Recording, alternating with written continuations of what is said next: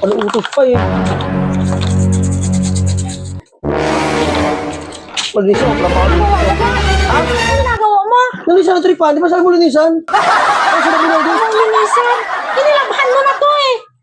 Ah, Ang sabi ko linisan, hindi labhan. Parang hindi yata ako makakasama eh. bakit man? Lagi na may iwas sa atin to. Hindi naman. Lagi Gusto ko nga sa inyo eh. Ay, hindi naman tayo. Eh, kami, araw-araw kami rito. Ikaw minsan, Hindi, araw sa bilis marami lang akong ginagawa Ay, sa bahay. Ha? Marami lang akong ginagawa. Nag-aayos ko ng motor doon eh. Ano biyahe na yun? Nag-soil ako ng motor ko. Sa maganda. Nilinisan ko ba? Oo. Ah, Yung electric fan dun, hindi mo pa nalilinisan. saan mo yun? Diyan naman. Diyan naman mga anak mo dyan eh. Alis ako, may pupuntahan ako sa gulit. Ang daming alikabok yun. Linisan mo muna. Alis, Parang yun lang eh. Basta man magtrabaho pa magtrabaho niyan eh. may pupuntahan nga ako. O sige na yun na.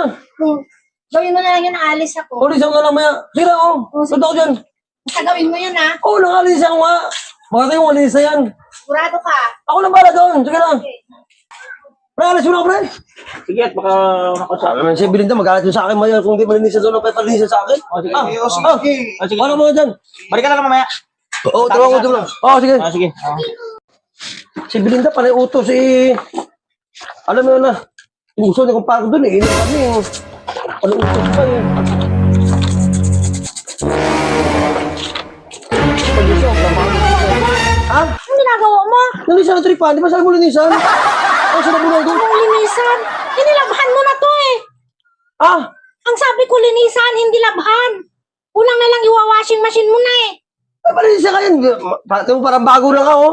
Parang bago. Gagana pa ba to? Ay, bilad mo yan magkatapos. Kahit na hindi na to gagana, tsaka ang pinapalinisan ko sa'yo, yung malaki natin, hindi ito.